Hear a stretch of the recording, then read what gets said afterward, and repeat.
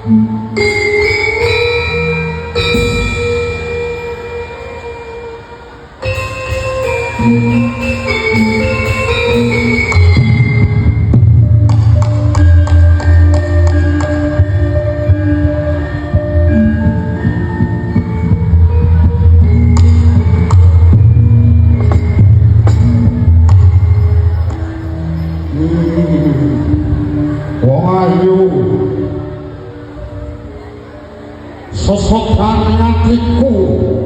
Sinto bisa temen gue orang ada cakapku sampun sangat-sangat kebondo raus luyung datang kau Sinto siun mari so ngomong terjadi bener kaya kok kan ane yai satu kenoko orang ngelaskan dokok cetok kasus jalik ini Sinto putri mandiri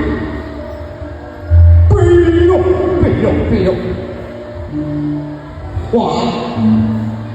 aku seruh dewe aku senyatak dewe wili pucuk rambut nanti jempol sini bakal bisa ngekek kacati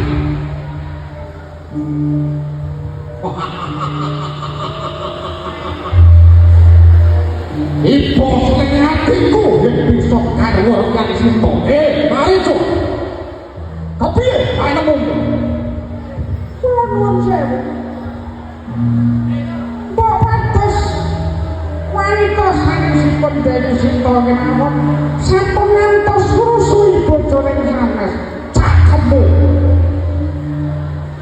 basamu kok ngeleki anggepmu ayo